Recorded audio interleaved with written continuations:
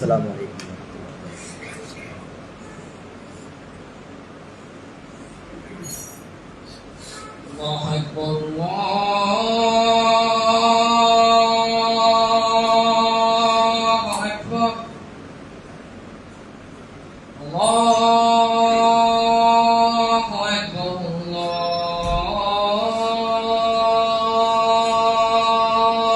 அல்லாஹ் அக்பர்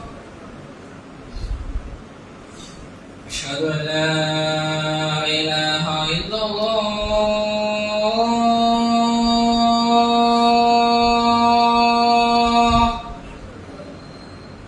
أشهد أن لا إله إلا الله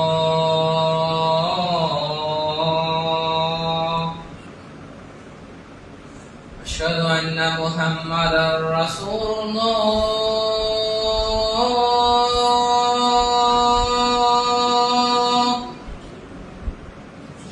أشهد أن محمدا رسول الله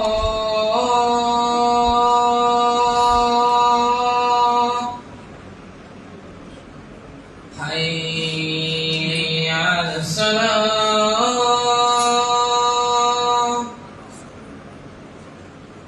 حي على الصلاة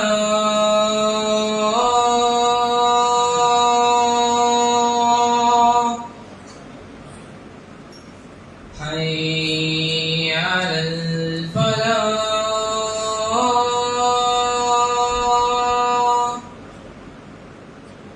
حي على الفلاح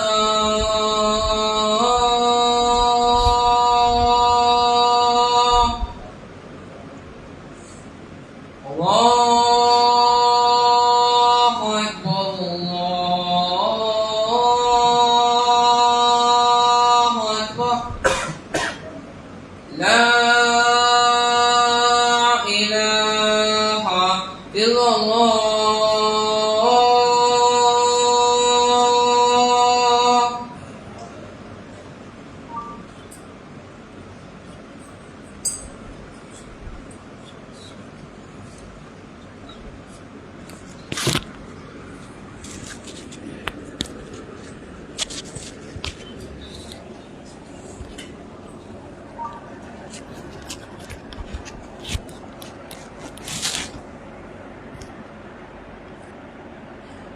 الحمد لله نحمده ونستعينه ونستغفره ونعوذ بالله من شرور أنفسنا ومن سيئات أعمالنا من يهدي الله فلا مضل له ومن يضلل فلا هادي له وأشهد أن لا إله إلا الله وأشهد أن محمدا عبده ورسوله أما بعد. எல்லாம் அல்ல அல்லாஹ்வினுடைய அடியார்களே, இந்த உலகத்திலே இறைவன் மனிதர்களுக்காக ஏராளமான படைப்புகளை படைத்திருக்கிறான். இறைவனால் படைக்கப்பட்ட அனைத்து காரியங்களுக்கும் ஒரு சுவை என்பது இருக்கிறது. ஒரு ஆடையை எடுத்துக்கொண்டாலும் அதற்கு உயர்தரமான ஒரு சுவை இருக்கிறது. உணவை எடுத்துக்கொண்டாலும் அதற்குண்டான டாப் கிளாஸ் உணவினுடைய சுவை இருக்கிறது. இப்படி எந்த ஒரு காரியத்தை நாம் வாழ்க்கையிலே எடுத்துக்கொண்டாலும் அதற்கென்று ரசிக்கக்கூடிய ஒரு சுவையான குணமும் சுவையும் இருக்கிறது. அப்படி ஈமான் என்கின்ற இறை நம்பிக்கைக்கும் ஒரு சுவை இருக்கிறது என்று அல்லாஹ்வினுடைய தூதர் ஸல்லல்லாஹு அலைஹி வஸல்லம் அவர்கள் கூறுகிறார்கள். ஈமான் என்கின்ற சுவையை சுவைத்தவர் யார் என்பதனுடைய பட்டியலை 3 அம்சங்களை அல்லாஹ்வினுடைய தூதர் அவர்கள் நமக்கு காட்டி தருகிறார்கள். அதிலே முதலாமானது, யார் ஒருவருக்கு இந்த உலகத்திலே அல்லாஹ்வினுடைய தூதரையும் மற்ற அனைத்தையும் விட அல்லாஹ்வையும் அல்லாஹ்வினுடைய தூதரையும் அதிக நேசத்திற்குரியவராக யார் வைத்திருக்கிறார்களோ அவர்கள் ஈமான் என்கின்ற சுவையை சுவைத்தவர் என்கின்ற பண்பை அல்லாஹ்வினுடைய தூதர் அவர்கள் முதலாவதாக சொல்கிறார்கள். இரண்டாவதாக, யார் அல்லாவிற்காக பிற மக்களை நேசிக்கிறார்களோ அவர் ஈமான் என்கின்ற சுவையை சுவைத்தவர் என்ற பட்டியலிலே அல்லாஹ்வுடைய தூதர் அவர்கள் சொல்லுகிறார்கள். மூன்றாவதாக, ஒருவர் இணை வைப்பிலிருந்து இந்த மார்க்கத்தை அறிந்து தெரிந்து வந்ததன் பின்னால் மீண்டும் அந்த இணை வைப்பிற்கு செல்வதை நம்மை நெருப்பிலே வீசினால் எந்த அளவிற்கு அதை நாம் நம்மளுடைய உள்ளமும் நம்மளுடைய தோள்களும் வெறுக்குமோ அந்த அளவிற்கு மீண்டும் இணை வைப்பான காரியங்களை செய்வதை வெறுப்பது என்று அல்லாஹ்வுடைய தூதர் அவர்கள் சொல்லி காட்டினார்கள். யாருடைய வாழ்க்கையிலே இந்த 3 காரியங்கள் அமைந்து விட்டனவோ அவர் ஈமான் என்கின்ற இறை நம்பிக்கையை சுவைத்தவர் என்று அல்லாஹ்வுடைய தூதர் அவர்கள் சொல்லியிருக்கும் பட்சத்தில் இன்றைக்கு நம்முடைய வாழ்க்கையிலே யோசித்து பாருங்கள். நாம் அல்லாஹ்வும் அல்லாஹ்வுடைய தூதரை தாண்டி அனைத்து காரியங்களையும் வெறுக்கக்கூடியவர்களாக இருக்கிறோமா, அல்லது அல்லாஹ்வையும் அல்லாஹ்வுடைய தூதருடைய வார்த்தையும் தாண்டி பிற விஷயங்களை நேசிக்கக்கூடியவர்களாக இருக்கிறோமா என்பதை யோசித்து பாருங்கள். இரண்டாவதாக, அல்லாஹ்வுடைய தூதர் அவர்கள் சொன்ன காரியங்களையும் சிந்தித்து பார்த்தால் இன்றைக்கு நாம் ஏராளமான மக்களை நேசிக்கிறோம். அந்த நேசத்தினுடைய வெளிப்பாடாக ஒன்று அவர்கள் நாம் பெற்றெடுத்த பிள்ளைகளாக இருப்பார்கள், அல்லது நம்முடைய பெற்றோர்களாக இருப்பார்கள், அல்லது உடன் பிறந்த சகோதர சகோதரிகளாக இருப்பார்கள். அதை தாண்டிய ஒரு காரணமாக நாம் பிறரை நேசிக்கிறோம் என்றால் அதற்கு பின்னணியாக அல்லாஹ்விற்காக இவரை நான் நேசிக்கிறேன் என்கின்ற துணியிலே நாம் நம்மளுடைய வாழ்க்கையில யாரையாவது பட்டியலில் வைத்திருக்கிறோமா? இன்றைக்கு நாம் ஒருவரை நேசிக்கிறோம் அப்படின்னா அவர் நம்முடைய உறவுக்காரராக இருக்கணும், இல்ல பிள்ளையாக, பெற்றோராக, உடன் பிறந்த சகோதரராக, நண்பராக, இப்படி பல்வேறு காரணங்களை கொண்டு ஒருவரை நேசிக்கிறோமே தவிர அல்லாஹ்வுடைய தூதர் சொன்னார் போல அல்லாஹ்விற்காக அல்லாஹ்வுடைய திருமுகத்திற்காக இவரை நான் நேசிக்கிறேன் என்கின்ற அந்த நேசத்தை நாம் வெளிப்படுத்துகிறோமா? அந்த நேசத்திற்குண்டான நபர்களாக ஒருவரை வைத்திருந்தாலும் கூட அந்த நேசத்தினுடைய வெளிப்பாடு வெளிப்படுத்தி அந்த நபர்களிடத்தில் காட்ட வேண்டிய விஷயங்களை நாம் செய்திருக்கிறோமா என்பதை யோசித்து பாருங்கள். நபிகளாரோடு வாழ்ந்த நபி தோழர்களுடைய வாழ்க்கையை இதற்கு முன் உதாரணமாக எடுத்து பார்த்தால் அவர்கள் அல்லாஹ்விற்காக பிற நபி தோழர்களை நேசித்தார்கள். அன்சாரி தோழர்கள் முஹாஜிர்களை நேசித்தார்கள். அதை முழுக்க முழுக்க அல்லாஹ்வுடைய நாட்டத்திற்காக அல்லாஹ்வுடைய முகத்திற்காக மட்டுமே அவர்கள் நேசித்தார்கள். நேசித்ததோடு விட்டுட்டாங்களா? அல்லாஹ்விற்காக உங்களை நாங்க நேசிக்கிறோம் அப்படிங்கிற வாய்மொழியில சொல்லிவிட்டு கடந்து விட்டார்களா? அன்சாரி தோழர்கள் தங்களுடைய வாழ்க்கையிலே அந்த நபர்களுக்காக எதையும் அர்ப்பணிப்பதற்கு எதையும் தியாகம் செய்வதற்கு தயாராக இருந்தார்கள் அன்சாரி தோழர்கள். அல்லாஹ்வுடைய தூதர் அவர்கள் ஒவ்வொரு நபி தோழரையும் இணைத்து வைத்ததன் பின்னால் அவருக்கு பொருளாதாரத்திலே ஒரு பங்கு வேண்டுமா, என்னுடைய சொத்துக்களிலிருந்து என்னுடைய சேகரிப்பில் இருந்து ஒரு பங்கை நான் அவருக்காக கொடுப்பதற்கு தயாராக இருக்கிறேன் என்று அந்த நேசத்தை வெளிப்படுத்தி காட்டினார்கள். அவர் குடும்பம் இல்லாதவர்களாக அனாதைகளாக இருக்கிறார்களா, என்னுடைய மனைவிகள்ல ஒரு மனைவியை விவாகரத்து செய்து அவர் விரும்பினால் முறையாக அல்லாஹ்வுடைய மார்க்கத்தின் அடிப்படையில் அவர்களை திருமணம் முடித்துக் கொள்ளட்டும் என்கின்ற அளவிற்கு தங்களுடைய குடும்பத்தையும் தங்களுடைய பொருளாதாரத்தையும் தங்களுடைய வியாபாரத்தையும் தங்களுடைய சொத்துக்களையும் பாதியாக பங்கிடுவதற்கு தயாராக இருந்தார்கள். அதுதான் இறைவனுக்காக நேசித்த நேசத்தினுடைய வெளிப்பாடு. அப்படி நாம் நேசிக்கிறோம் என்று சொன்னால் இன்னைக்கு பள்ளியில வரக்கூடிய நபர்களை நான் அல்லாஹ்விற்காக உங்களை நேசிக்கிறேன் அப்படின்னா நம் மூலமாக அவர்கள் அடைந்த பாக்கியங்கள் என்ன, நம் மூலமாக அவர்கள் பெற்ற நன்மைகள் என்ன? ஒரு நாளாவது அவர்களை அழைத்து நாம் விருந்து கொடுத்திருப்போமா? அவர்கள் சிரமப்படும் பொழுது அவர்கள் வட்டியிலிருந்து மீட்பதற்காக உதவி செய்திருப்போமா? அவர்கள் சிரமத்திலே கல்லூரியுடைய பணங்களை கட்ட முடியாமல் அல்லது பள்ளிக்கூடங்களுடைய பணங்களை கட்ட முடியாமல் தவிக்கும் பொழுது அவர்கள் கடனுதவி செய்திருப்போமா? அல்லாஹ்விற்காக நேசிக்கிறோம் என்று நாம் சொல்கிறோம், ஆனால் அது நம்மளுடைய செயல்கள்ல வருகிறதா என்று யோசித்து பார்த்தால் மிக சொற்பமான நபர்களை தாண்டி பெரும்பான்மையாக நம்மளுடைய வாழ்க்கையே இல்லை. மூன்றாவதாக அல்லாஹ்வுடைய தூதர் அவர்கள் சொன்ன விஷயம் பெரும் பாரதூரமான விஷயம். நம்மளுடைய வாழ்க்கையில நாம் கவனிக்க வேண்டிய சீர்திருத்தம் செய்ய வேண்டிய முக்கியமான ஒரு அம்சம். அல்லாஹ்வுடைய தூதர் சொன்னார்கள், நீங்கள் இணை வைப்பிலிருந்து மீண்டு வந்ததன் பின்னால், தவறு என்று தெரிந்து அறிந்து ஒன்றை தெரிந்து கொண்டதன் பின்னால் மீண்டும் அதிலே செல்வது, அந்த இணை வைப்பின்பால் சாய்வதை, நெருப்பிலே உங்களை தூக்கி வீசினால் எந்த அளவிற்கு வெறுப்பீர்களோ அந்த அளவிற்கு உங்களுடைய உள்ளம் வெறுக்குமே ஆனால், அப்பேற்பட்ட குணங்களாக உடையவர்களா நீங்க இருந்தீங்கன்னா நீங்க தான் ஈமானுடைய சுவையை சுவைத்தவர் என்று அல்லாஹ்வுடைய தூதரவங்க சொன்னாங்க. இன்னைக்கு நம்ம வெறுக்கிறோமா? இன்னைக்கு பல்வேறு வாட்ஸ்அப்களை எடுத்து பாருங்க, இன்னைக்கு சமகால நிகழ்வுகளை எடுத்து பாருங்க. இன்னைக்கு பல்வேறு வாட்ஸ்அப் ஸ்டேட்டஸ்கள்ல முஸ்லீம் மக்கள் இணை வைப்பான காரியங்களுக்கு வேஷ்டி சட்டைகள் அணிந்து பொங்கல் கொண்டாட்டங்களில் ஈடுபடக்கூடிய காட்சிகளை பார்க்கிறோமா இல்லையா? இன்னைக்கு பட்டியல்கள் எடுத்து பாருங்க.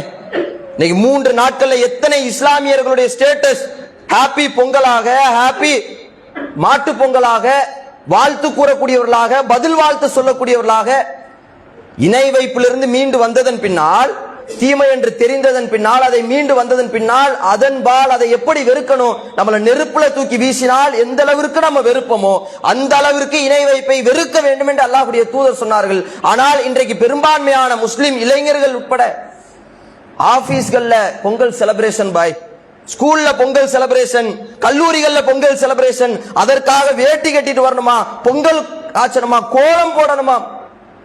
முஸ்லீம் பெண்கள் உட்பட இன்னைக்கு கோலம் போடக்கூடிய போட்டிகள்ல கலந்து கொள்ளக்கூடிய அவல நிலை இன்னைக்கு சமூகத்தில் இருக்குதா இல்லையா? இணை வைப்பு என்று கூட பாராமல் அதுல கலந்து கொள்கிறோம் என்றால் நாம் ஈமானுடைய சுவையை சுவைத்தவர்களாக பயணிக்கிறோமா? ஈமானுடைய சுவையை சுவைத்தவர்களாக நம்முடைய பிள்ளைகளை உருவாக்குகிறோமா? அது போன்ற செலிப்ரேஷன்கள்ல பிள்ளைகளை தடுக்கக்கூடியவர்களாக பெற்றோர்கள் இருக்கிறோமா? யோசித்து பாருங்க. நபி தோழர்களுடைய வாழ்க்கையை நீங்க எடுத்து பாருங்க. அவர்களுடைய வாழ்க்கையில அல்லாஹ்வுடைய தூதர் அவர்கள் ஒரு வகை செய்தியை அறிவித்தா, ஒரு செய்தியை சொன்னா அதை தன்னுடைய வாழ்க்கையில செயல்படுத்துவதற்கு முயற்சி செய்வார்கள், இயன்றவரை, உயிர் உள்ளவரை. உமர் ரலியல்லாஹுடைய வாழ்க்கை ஒரு அற்புதமான ஒரு எடுத்துக்காட்டு. மக்காவில இருந்து மதீனாவுக்கு ஹிஜ்ரத் செய்து வந்ததன் பின்னால் இறைவன் ஒரு சட்டத்தை இறக்குறான். ஆயிஷா ரலியல்லாஹு அவர்கள் அந்த குர்ஆன் வசனத்தை சொல்கிறார்கள். இறைவன் ஒரு சட்டத்தை இறக்குறான், யாரெல்லாம் இணை வைப்பான மனைவியோடு இணைந்து வாழ்ந்து கொண்டிருக்கிறீர்களோ, நீங்கள் கணவனாக இருந்து அல்லது உங்களுடைய கணவன் இணை வைப்புல இருக்கக்கூடியவர்களாக நீங்க இருந்தால் அவர்களை நீங்கள் விவாகரத்து செய்ய வேண்டும் என்ற சட்டத்தை அல்லாஹ் இறக்குறாங்க. உடனே உமர் ரலியல்லாஹு அவர்கள் தாமதமே இல்லாம, நொடி பொழுது தாமதம் இல்லாமல் அழைத்து தன்னுடைய 2 மனைவியை விவாகரத்து செய்கிறார்கள். ஏன்? குடும்பத்துல பிரச்சனையா? கணவன் மனைவிக்குள்ள ஒரு ஏதாவது மிஸ் அண்டர்ஸ்டாண்டிங்கா? கணவனுக்கும் மனைவிக்கு உண்டான பஞ்சாயத்தா? அது அல்ல. திருமறை குர்ஆன்ல அல்லாஹ் சொல்லிட்டான், இணை வைப்புல இருக்கிற நீ மார்க்கத்தை ஏத்துக்கிட்டனா உன்னோடு சேர்ந்து வாழ்வதற்கு நான் தயார், மார்க்கத்தை ஏற்றுக்கொள்ளவில்லை என்றால் உன்னை விவாகரத்து செய்வதற்கு நான் தயார். கரீபா என்று அழைக்கக்கூடிய ஒரு பெண்மணிய உமர் ரலியல்லாஹு அவர்கள் விவாகரத்து செய்றாங்க. அதே சமூகத்தில் வாழ்ந்த இன்னொரு நபி தோழர் இஸ்லாத்திற்கு வருவதற்கு முன்பதாக இருந்த காரணத்தினால் அவர் அந்த பெண்மணியை திருமணம் முடிச்சா எவ்வளவு மனவேதனை இருக்கும். கணவன் மனைவியாக இணைந்து வாழும் பொழுது உலக விஷயங்கள சண்டை ஏற்பட்டு, கணவன் மனைவிக்கும் உண்டான சண்டை ஏற்பட்டு பிரிந்து சென்றாலே ஏதோ ஒரு வகையில ஏதோ ஒரு சான்ஸ் பை சான்ஸ் அவங்கள ரோட்ல பார்க்கும் பொழுது ஒரு கணவனுக்கு, முன்னால் வாழ்ந்த கணவனுக்கு அவனுடைய சிந்தனைகள் எப்படி இருக்குங்க? அவசரப்பட்டோமோ, கொஞ்சம் பொறுமையா இருந்திருக்கலாமோ, சண்டை போடாம இருந்திருக்கலாமே, நம்ம பிரியாம இருந்திருக்கலாமே, பல நினைவுகள் அவனுடைய உள்ளத்துல காயத்தை ஏற்படுத்துது. அப்படின்னா கணவனுக்கும் மனைவிக்கும் ஏற்பட்டு பிரச்சனைகள் ஏற்பட்டு பிரிந்த தம்பதிகளுக்கு மத்தியிலே இவ்வளவு மன வருத்தம் அப்படின்னா எந்த சண்டையும் இல்லை, எந்த பிரச்சனையும் இல்லை, ஆனால் இறைவனுக்காக நீங்கள் விவாகரத்து செய்யணும் அப்படின்னா அது எவ்வளவு பெரிய மனவேதனை கொடுக்கும். அந்த மனவேதனைக்கு மருந்தாக, ஆறுதலாக இறைவன் மீண்டும் ஒரு திருமறை குர்ஆனுடைய வசனத்தை இறக்குறான். திருமறை குர்ஆன் அல்லாஹ் ஆறுதல் பதில சொல்றான், நபியே, யாரெல்லாம் இறைவனுடைய வசனத்திற்கு இணங்க தங்களுடைய தம்பதியரை பிரித்து கொண்டார்களோ, விடுதலை செய்தார்களோ, விவாகரத்து செய்தார்களோ, அவர்கள் மகர் தொகையை கொடுத்திருப்பாங்கல்ல, அந்த மகர் தொகை அவர்களுக்கு திரும்ப வரப்போவது இல்லை. அவர்கள் கொடுக்கல அப்படின்னா அவர்கள் எவ்வளவு தொகைகளை திருமணத்திற்காக செலவு செய்தார்களோ அந்த அளவிற்குண்டான தொகைகளை கனிமத்து பொருட்கள்ல, போர்க்களத்தில் கிடைத்த வெற்றி பொருட்கள் இருந்து நபியே நீங்கள் அவர்களுக்கு வழங்க வேண்டும் அப்படிங்கிற ஒரு சட்டத்தை அல்லாஹ் இறக்குறான். மன ஆறுதல் படுத்தும் விதமாக. அப்ப யோசிச்சு பாருங்க, இஸ்லாமிய மார்க்கம் வருவதற்கு முன்பதாகவே நபிகளார் வாழ்ந்த காலத்துல மகர் கொடுத்து திருமணம் முடிக்கக்கூடிய பழக்கம் இருந்திருக்கிறது.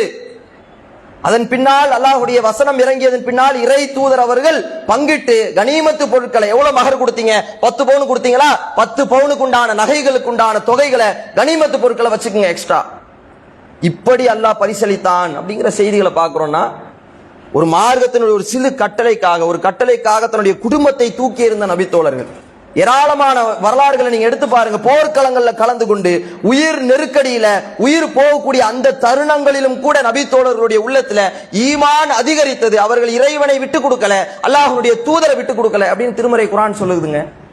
அஹ்ஸாபுனுடைய போர்க்களத்தை நீங்க எடுத்து பாருங்க. 33வது அத்தியாயத்தில் அல்லாஹ் தொடர்ச்சியாக அந்த போர்க்களத்தினுடைய நிலையை பற்றி தொடர்ச்சியாக வரக்கூடிய வசனங்கள்.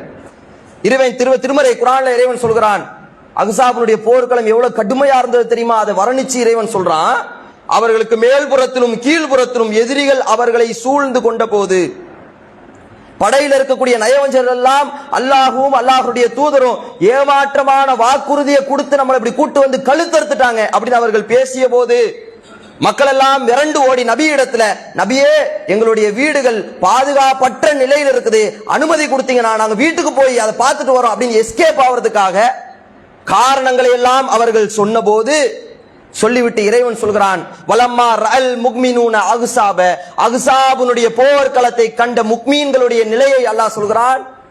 வலம்மா ரஅல் முக்மினூன அஹ்ஸாப, அஹ்ஸாபுனுடைய போர்க்களத்தை அவர்கள் கண்டபோது அவர்கள் கூறினார்கள், காலு ஹாதா மா வஅத்தல்லாஹு வ ரசூலா, அல்லாஹ்வும் அல்லாஹ்வுடைய தூதரும் இதையே எங்களுக்கு வாக்களித்தார்கள். வ ஸதகல்லாஹு வ ரசூலா, அல்லாஹ்வும் அல்லாஹ்வுடைய தூதரும் சத்தியத்தையே எங்களிடத்திலே சொன்னார்கள். நயவஞ்சகன் எல்லாம் என்ன வார்த்தையை சொன்னா, நபி கூட்டு வந்து இப்படி ஏமாத்திட்டாரு, மாட்டி விட்டுட்டாரு அப்படின்னு சொல்லும் போது நம்பிக்கை கொண்ட மக்கள் என்ன சொன்னாங்கன்னா, இறை தூதர் அவர்கள் ஏமாற்றக்கூடிய வாக்குறுதி எங்களுக்கு கொடுக்கல, வமா ஜாதஹு இல்லா ஈமான வ தஸ்லீமா, அவர்களுக்கு அந்த நேரத்தில் ஈமான் அதிகரித்ததே தவிர அவர்களுடைய நிலையை வேறு எதுவும் இல்லை என்று இறைவன் திருமறை குர்ஆன்ல சொல்றானா. உயிர் போகக்கூடிய நொடிங்க, இறைவனே அந்த வசனங்கள்ல சொல்றான், அவர்களுடைய இதயங்கள் தொண்டை குழியை அடைத்த போது இந்த வார்த்தையை சொன்னாங்க. சாவ போறாங்க, மௌத்தாக போறாங்க. அந்த நிலை, அந்த வேலை, அந்த நிலையில அல்லாஹ்வுடைய தூதர் மீது நம்பிக்கை வைத்தார்கள், இறைவன் மீது நம்பிக்கை வைத்தாங்க அப்படின்னா இதெல்லாம் ஏமாத்துறங்க. அல்லாஹ்வுடைய தூதர் அவர்கள் சொன்ன நிகழ்வுகளுக்கு மத்தியில் இப்போ கொண்டாடக்கூடிய பொங்கல் நிகழ்வுகளோ இணை வைப்பான காரியங்களோ நம்மால் தவிர்ந்து இருக்க முடியாதா? உயிர் போகக்கூடிய தருணமா அது? இன்னும் பல வசனங்கள்ல, இன்னும் பல ஹதீஸ்கள் அல்லாஹ்வுடைய தூதர் சொல்றாங்க, அல்லாஹ்விற்கு மிகவும் கோபத்திற்குரிய செயல்கள் 3. அது என்ன தெரியுமா? யார் மக்கமா ஹரம் எல்லைக்குள்ள பெரும் பாவங்களை யார் நிகழ்த்துகிறார்களோ செய்கிறார்களோ அது இறைவனுடைய மிகவும் பெரிய கோபத்திற்குரிய செயல். இரண்டாவதாக, யார் அறியாமை கால பழக்கத்திலிருந்து ஜாகிலியத்திலிருந்து மீண்டு வந்ததன் பின்னால் யாருடைய உள்ளம் மீண்டும் அதை விரும்புகிறதோ அது இறைவனுடைய கோபத்திற்குரிய ஒன்று. தவறுன்னு ஒரு காலத்துல இருந்தோம், ஒரு காலத்துல அறியாமையில எல்லாருக்கும் happy new year, happy Pongal, happy Christmas தாராளமா கொண்டாடுங்க, நானும் சேர்ந்து கொண்டாடுறேன், நானும் வெடி வெடிக்கிறேன், நானும் பொங்கல் கொண்டாடுறேன், நானும் கலந்துக்கிறேன் இப்படின்னு அறியாமையில ஒரு காலத்துல இருந்துட்டு அது சத்தியம், இது தவறு என்று அறிந்த சத்தியத்தை தெரிந்ததன் பின்னால் யாருடைய உள்ளம் மீண்டும் அதை விரும்புகிறதோ அது இறைவனுடைய கோபத்திற்குரிய ஒரு செயல் என்றால் யோசிச்சு பாருங்க. இது தவறு, இது இணை வைப்பு. இறைவனை விட்டுவிட்டு சூரியனையும் கால்நடைகளையும் இறைவனாக வணங்கி கொண்டிருக்கக்கூடிய மக்களுக்கு மத்தியில அதை ஹாப்பியா கொண்டாடுங்க, மகிழ்ச்சியா கொண்டாடுங்கன்னு வாழ்த்து தெரிவிக்கிறோம் அப்படின்னா, பிள்ளைகள் அதற்குண்டான செலிப்ரேஷன் அனுப்பி வைக்கிறோம் அப்படின்னா, நாமும் அதோடு சேர்ந்து கலந்து ஒன்னாகி விட்டோம் என்று சொன்னால் யோசித்து பாருங்க, இதான் ஈமானுடைய நிலையா? அல்லாஹ்வுடைய தூதர் சொன்னார்கள், ஈமானுடைய நிலை என்ன தெரியுமா?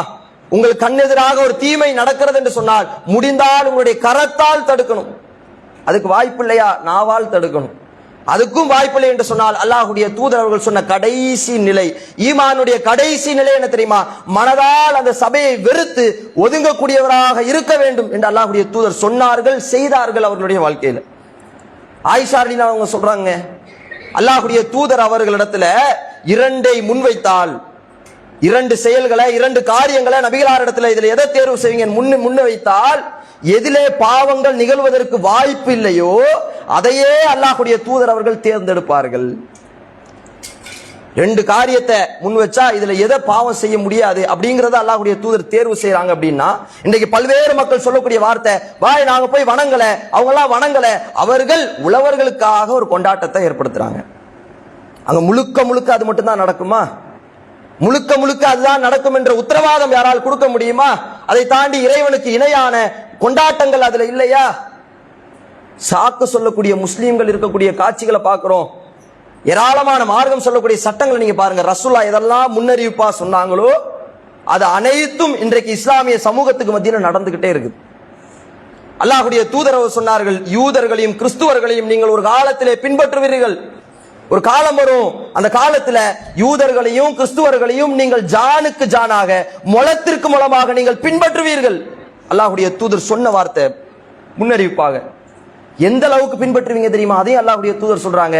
யூதர்களும் கிறிஸ்துவர்களும் ஒரு உடும்பு பொந்துக்குள்ள போய் தலைய விட்டா அதே பொந்துக்குள்ள போய் முஸ்லிம்களும் தலைய விடுவார்கள். அந்த அளவுக்கு பின்பற்றுவாங்க அப்படின்னு அல்லாஹ்வுடைய தூதர் முன்னறிவிப்பு செய்தாங்க. இன்னைக்கு அப்படியே எடுத்து ஒப்பிட்டு பாருங்க. இன்னைக்கு கிறிஸ்துவர்கள் ஈசா அலைஹிஸ்ஸலாம் அவர்களுக்கு பிறந்த நாள் கொண்டாடினால், கிறிஸ்துமஸ் என்று கொண்டாடினால், இன்னைக்கு முஸ்லிம்களும் அல்லாஹ்வுடைய தூதர் அவர்களுக்காக பிறந்த நாள் கொண்டாட்டங்கள் நடத்தக்கூடிய காட்சி இருக்கு. அவர்கள் பிறந்தநாள் கொண்டாட்டம் தனக்கு கொண்டாட்டத்தை கொண்டாடினால், இன்றைக்கு முஸ்லீம் சமூகத்திலே அங்கிருந்து அப்படியே காப்பி அடி, அப்படியே பேஸ்ட் பண்ணு, அன்னைக்கு கலர் ட்ரெஸ் போட்டு போய் பிள்ளைகளுக்கு சாக்லேட் கொடு, நம்மளே அனுப்பி வைக்கிறோங்க. வேதனை. அங்க ஒரு இணைப்பு காரியம் நடந்தால், அங்க ஒரு செயல்கள் நடந்தால், அங்க வரதட்சணை நடந்தால், அங்க ஆடம்பர திருமணம் நடந்தால், அதெல்லாம் என்ன நடக்குதோ அப்படியே இஸ்லாமியர்கள் செய்யக்கூடிய காட்சிகளை பார்க்கிறோமா இல்லையா? அல்லாஹ்வுடைய தூதர் அப்படி செய்ய சொன்னாங்களா? நேர் மாற்றமாக இருக்க சொன்னார்கள் அல்லாஹ்வுடைய தூதர். பார்த்தா தெரியணும் முஸ்லீம் காஃபிர். அல்லாஹ்வுடைய தூதர் அவர் அதான் சொன்னார்கள், நீங்கள் தாடியை வளருங்கள், மீசையை கத்தரியுங்கள் அப்படின்னு சொல்லிட்டு முடிச்சாங்களா? ஏன் சொன்னார்கள்? எதற்கு பின்னணி என்ன சொன்னாங்க? யூதர்கள் மீசையை வளர்க்கிறார்கள், எனவே நீங்கள் மீசையை கத்தரியுங்கள். ஏன்?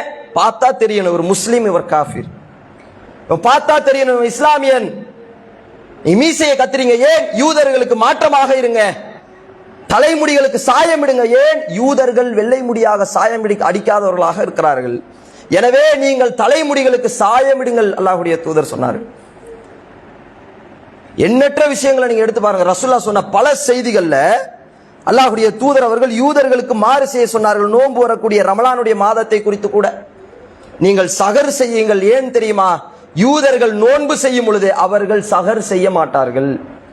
அவங்க சகர் செய்ய மாட்டாங்க, அவர்களுக்கு மாறு செய்யும் விதமாக நீங்கள் சகர் செய்யுங்கள். அல்லாஹ்வுடைய தூதர் இடத்துல ஆரம்ப நேரத்தில் மக்களை எப்படி தொழுகைக்கு அழைக்கிறதுங்கிற ஒரு மசூரா நடைபெறுது. சில நபித்தோழர்கள் சொல்றாங்க, அல்லாஹ்வுடைய தூதரே நம்ம மணி அடிக்கலாம், ஓசை எழுப்பலாம், மக்கள் எல்லாம் தொழுகையினுடைய அறிவிப்பு நினைச்சு வந்துருவாங்க அப்படின்னு சொல்லும் பொழுது அல்லாஹ்வுடைய தூதர் அவர்கள், இது கிறிஸ்துவர்களுடைய கலாச்சாரம், கிறிஸ்துவர்கள் தான் மணி அடிப்பாங்க, அப்படி இருக்கக்கூடாது, முஸ்லீம்கள் ஓசை எழுப்பணும். எப்படி? பாங்கனுடைய ஓசை அல்லாஹ்வுடைய தூதர் கற்றுத்தராங்க.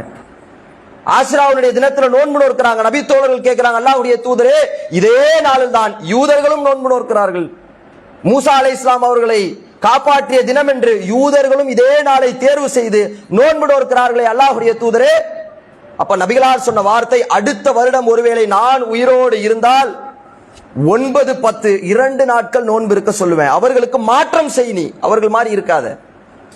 எல்லா விஷயங்களும் ஜும்மாவுடைய நாளிலும் அல்லாஹ்வுடைய தூதர் சொன்னார்கள், சனிக்கிழமை யூதர்களுக்கு விழா கொண்டாடும் தினம், ஞாயிற்றுக்கிழமை கிறிஸ்துவர்களுக்கு அவர்களுக்கு முன்னால் இருக்க வேண்டும் என்பதற்காக இறைவன் வெள்ளிக்கிழமையை நமக்காக தேர்வு செய்திருக்கிறான். அதுலயும் மாற்றம். எல்லா விஷயத்திலும் யூதனுக்கு மாறு செய், யூதனுக்கு மாறு செய், கிறிஸ்துவனுக்கு மாறு செய். யூதர்களையும் கிறிஸ்துவர்களையும் பின்பற்றாத, ஜானுக்கு ஜான் பின்பற்றக்கூடிய காலம் வரும், அதை பார்த்து விட்டு நீ ஒதுங்கிரு, அந்த சபையில இருக்காத. சபையில இருப்பதா இருந்தா கரத்தால தடுக்கணும், நாவால தடுக்கணும், அப்படி இல்லையா அந்த சபையை விட்டு ஒதுங்கி. அதுதான் ஈமானுடைய இறுதி நிலை. அதையும் தாண்டி இருந்தானா ஈமானை இழந்துட்டு தான் நிக்கணும். இல்ல நாங்க நிப்பேன் ஆனா இணை வைக்க மாட்டேன் அப்படின்னு நிக்கிறதா இருந்தா ஒரு கட்டத்துக்கு மேல அவர்கள் நம்மை இழுத்து விடுவார்கள், உள்ளத்துல தூக்கி போட்டுரும். லைட்டா கேக்கு தானே வெட்டுறாங்க, சாப்பிட்டா என்ன இருக்கு? லைட்டா கை தானே தட்டுறாங்க, ஸ்ப்ரே தானே அடிக்கிறாங்க, பொங்கல் தானங்க செய்யறாங்க, அது ஹராமா அப்படின்னு உள்ளத்துல சைத்தான் போடுவான். சைத்தானுடைய வேலையை எடுத்த உடனே தூக்கி கவுத்திர மாட்டாங்க, நம்மள ஒவ்வொரு நெட்டா கழட்டுவான். சைத்தானுடைய முழு வேலை ஒரு சிந்தனையை போடுவான். முதல்ல இதை செய்ய, முதல்ல அதை செய்ய, அதன் பின்னால் வாழ்த்து கூறினா என்ன, வாழ்த்து சொன்னதுக்கு பதில் சொன்னா என்ன, பதில் கூடயுமா? பதில் கூட ஹாப்பி பொங்கல்னு சொல்றாங்க. நம்ம பதிலுக்கு ஹாப்பி பொங்கல் நம்ம கஸ்டமர். இதோட பெரிய வேதனை, முஸ்லிம்களுடைய நிறுவனத்தினுடைய பெயரிலேயே அதை அடிச்சு அதற்குண்டான வேலைகள் நடந்து கொண்டிருக்கிறதுங்க. ஹாப்பி பொங்கல்னு அவரே செலிப்ரேஷனுக்கு உண்டான கார்டு அடிச்சு கடையினுடைய பேரை போட்டு அபிஷியலா ஆதாரத்தோட கொடுத்துட்டு இருக்கிறாங்க இன்னைக்கு பெருமக்கள். அனைத்திற்கும் அல்லாஹ்வுடைய தூதர் சொன்னாங்க, அவனை போல் இருக்காதே, அவர்களுக்கு மாறு செய்யுங்கள். யூதருக்கும் கிறிஸ்துவர்களுக்கும் மாறாகத்தான் ஒரு இஸ்லாமியன் இருக்கணும். அப்படி இருந்தால்தான் மறுமையிலும் அவர்களுக்கு நரகத்தில் இருந்தால் நாம் சொர்க்கத்தில் இருப்போம். அதனால தான் அல்லாஹ்வுடைய தூதர் சொன்னார்கள், அனாச்சாரங்கள் நடக்கக்கூடிய மாற்றமான செயல்கள் நடக்கக்கூடிய சபையிலையும் இருக்கக்கூடாது, யார் பிரமத கலாச்சாரங்களை பின்பற்றுகிறார்களோ அவர்கள் என்னை சார்ந்தவர் இல்லை. அவனோட தனித்து நீ இருக்கிறனா தான் நீ என்ன சார்ந்தவன், அவனோடு சேர்ந்து இருக்கிறான் நீ அவனை சார்ந்தவன், என்னை சார்ந்தவன் இல்லை என்று அல்லாஹ்வுடைய தூதர் அவர்கள் இவ்வளவு எச்சரிக்கை செய்து மறுமையினுடைய நிகழ்வை கூட திருமறை குர்ஆன் சொல்கிறது. திருமறை குர்ஆன்ல ஏராளமான வசனங்களை இறைவன் சொல்கிறான். அஸ்ஹாபன் நாரி அஸ்ஹாபல் ஜன்னா, சொர்க்கவாசிகளிடத்துல நரகவாசிகள் பேசுவார்களாம், கேட்பார்களாம், அன் அஃபீலு அலைனா மினல் மா அவ் மிம்மா ரஸககுமுல்லாஹ், சொர்க்கவாசிகளே இறைவன் உங்களுக்கு வழங்கிய பல்வேறு பொருட்களை, தண்ணீரை, ரிசுக்கை எங்களுக்கு கொடுங்களேன். யாரு? சொர்க்கவாசிகள் இடத்துல நரகவாசிகள் கேட்பானா கீழே உட்கார்ந்துகிட்டு, எங்களுக்கு தண்ணியை கொடுங்களேன், இறைவன் உங்களுக்கு வழங்கிய ரிசுக்கை எங்களுக்கு கொடுங்களப்பா. அப்ப மக்கள் அந்த முஸ்லிம்களாக சொர்க்கவாசிகளாக இருக்கக்கூடியவர்கள் சொல்வார்களாம், இன்னல்லாக இறைவன் உங்களுக்கு இதையெல்லாம் தடுத்து விட்டான். ஹர்ரமஹுமா அலல் காஃபிரீன், உலகத்தில் காஃபிர்களோடு சேர்ந்து வாழ்ந்து காஃபிர்களோடு பயணித்து அவர்களுடைய பல்வேறு விஷயங்களை செய்து காஃபிராகி போன மக்களுக்கு அல்லாஹ் இதை தடை செய்து விட்டான். சொர்க்கத்தினுடைய எந்த பானமும் எந்த பொருட்களும் எந்த ரிசுக்கும் உங்களுக்கு இதுல 1% கூட கிடையாது, இறைவன் தடை விதித்து விட்டான் என்று சொர்க்கவாசிகள் நரகவாசிகள் இடத்துல சொல்லுவாங்கன்னா, யார் அந்த இடத்துல சொர்க்கத்தில் இருப்பா? உலகத்துல யாரெல்லாம் தவிர்ந்து இருக்கிறார்களோ, யாரெல்லாம் தன்னுடைய முஸ்லீம் என்ற அடையாளத்தை தனித்துவமாக காட்டினார்களோ அந்த உலகத்துல, அவர்கள் எல்லாம் நாளைக்கு தனித்துவமாக சொர்க்கத்தில் இருப்பார்கள். பல்வேறு ஹதீஸ்கள் நமக்கு அதை சொல்லுதுங்க.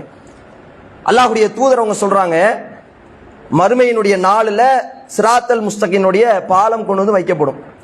பாலத்தில் ஒவ்வொரு மனிதர்களாக கடந்து போவாங்க.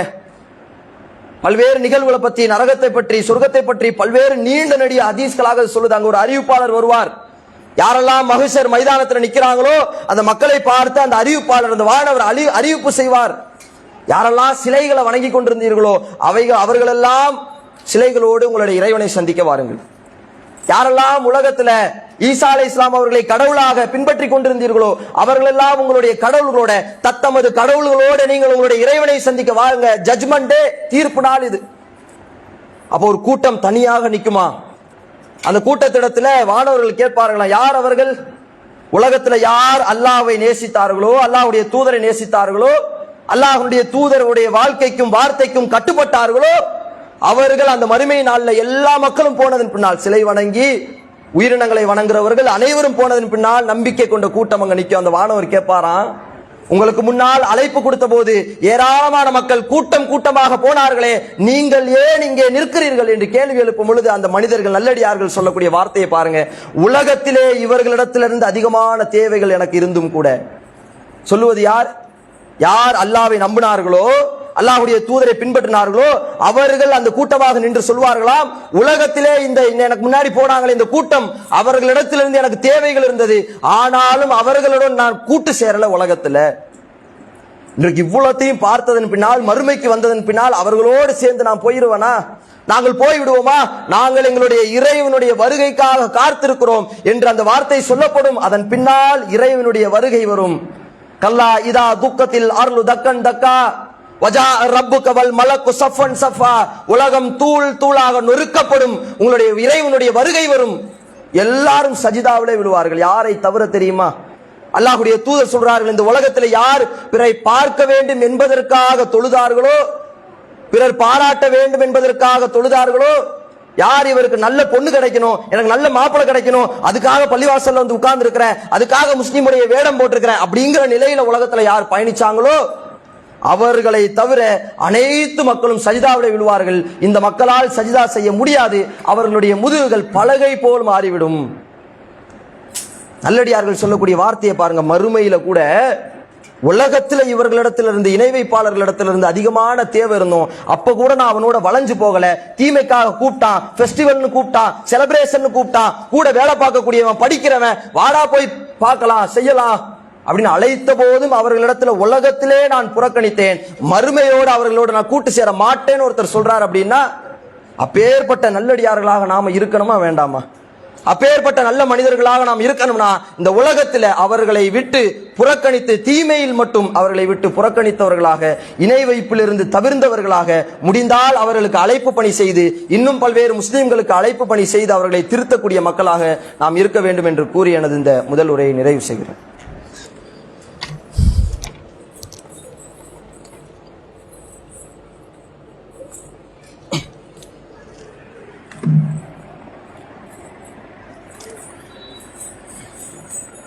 இல்லாமல்ல அல்லாஹ்வுடைய அடியார்களே, இன்றைக்கு நாம் வாழக்கூடிய காலங்களில் நம்முடைய நேரங்களை அதிகப்படியாக நம்முடைய செல்போன்களும் வீணான காட்சிகளும் வீணான விஷயங்களும் நம்மளுடைய பெரும்பான்மையான நேரத்தை தின்றுவிட்டு கொண்டிருக்கிறது.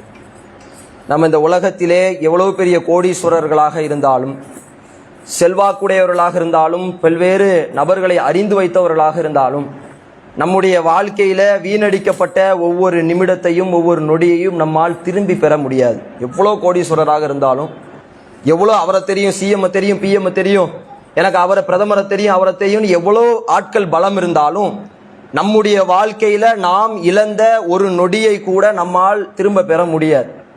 அப்பேற்பட்ட விலை மதிக்க முடியாத நேரங்களை இன்றைக்கு நாம் வீணாக பல்வேறு காரியங்கள்ல செலவு செய்து கொண்டிருக்கிறோம். ஆனால் திருமறை குர்ஆனுடைய வசனங்களை படிப்பதிலோ அல்லது ஹதீஸ்களை படிப்பதிலோ அதுக்கு பல்வேறு பாகங்கள் பல்வேறு வகைகளாக தலைப்பின் கீழாக புத்தகங்கள் போடப்பட்டிருந்தாலும் கூட அதை எடுத்து படிக்காதவர்களாக நாம் நம்மளுடைய நேரத்தை கழித்து கொண்டிருக்கிறோம் என்று சொன்னால் நாளைக்கு மறுமையில இறைவனிடத்துல என்ன பதிலை நாம் சொல்ல போகிறோம்? நபிகளார் வாழ்ந்த காலத்துல அதற்குண்டான வாய்ப்புகள் இல்லை. நபிகளாரோடு வாழ்ந்த நபித்தோழர்களிடத்துல ஒரு செய்தியை அவர்கள் அறிந்து கொள்ள வேண்டும் என்று சொன்னால் நீண்ட நெடிய பயணத்தை அவர்கள் மேற்கொள்ளணும். ஒரு ஹதீஸை தெரிந்து கொள்ள வேண்டும் என்று சொன்னால் பெரும் பயணம், பெரும் நேரத்தை செலவு செய்து அவர்கள் ஹதீஸ்களை பெற்றுக்கொள்ள வேண்டிய நிலை இருக்கும். ஆனால் இன்றைக்கு இறைவன் பல்வேறு தலைப்பின் கீழாக நம்மளுடைய தாய்மொழியில பல்வேறு புத்தகங்கள் போடப்பட்டும் கூட நாம் மார்க்கத்தை நோக்கி வரவில்லை என்று சொன்னால் எது நமக்கு தடையாக இருக்கிறது என்பதை நாம் யோசிக்க பார்க்கணும். அதை நாம் செய்வதற்காக, நாம் அதிகமாக மார்க்கத்தை அறிந்து கொள்ள வேண்டும் என்பதற்காக சென்னையில் நடக்கக்கூடிய YMCA மைதானத்தில் நடக்கக்கூடிய புத்தக கண்காட்சியில் தமிழ்நாடு தௌஹீத் ஜமாத்தின் சார்பாக ஒரு ஸ்டால் போடப்பட்டிருக்கிறது. ஸ்டாலினுடைய எண் 142வது கடை எண்ணாக புத்தகங்களை படிப்பதற்காக, இஸ்லாமிய மக்களுக்கு தாவா செய்வதற்காக, புத்தகங்களை படிக்கக்கூடிய பல்வேறு மக்கள் அங்கே வருவாங்க. புத்தகம் படிக்கக்கூடிய பழக்கங்கள் இருக்கக்கூடிய மக்கள் அதிகமாக அந்த சாறை சாறையாக அந்த புத்தக கூடங்களுக்கு வருவார்கள். எனவே அங்கே திருமறை குர்ஆன் வழங்கப்பட வேண்டும் என்பதற்காகவும் இந்த ஸ்டாலை ஏற்பாடு செய்திருக்கிறோம். எனவே இந்த ஸ்டாலில் அதிகமாக குடும்பத்தோடு, இளைந்தால் ஜமாத்தோடு அதிகமான மக்கள் அதை போய் சென்றடைந்து அறியாத பல்வேறு செய்திகளை தலைப்பின் கீழாக புத்தகங்கள் அங்கே இருக்கிறது. எனவே இது ஜனவரி 8ஆம் தேதி முதல் ஆரம்பித்து இன்றைக்கு 21ஆம் தேதி வரை அந்த ஸ்டால் நடக்க இருக்கிறது. எனவே அதில் அதிகப்படியான இஸ்லாமிய மக்களாக நாம் இருக்கக்கூடிய நாம் நம்மளுடைய நண்பர்களோட, நம்மளுடைய மாற்று மதத்தை சார்ந்த நண்பர்களோட சென்று அந்த காட்சிகளை பார்த்து அவர்களுக்கு புத்தகங்களை வாங்கி கொடுத்து தாவா செய்யக்கூடிய மக்களாகவும் நம்மை நாம் திருத்திக் கொள்ளக்கூடிய மக்களாகவும் இருக்க வேண்டும் என்று கூறி இந்த உரையை நிறைவு செய்கிறேன். வாகிரத வனால் அல்ஹம்துலில்லாஹ்.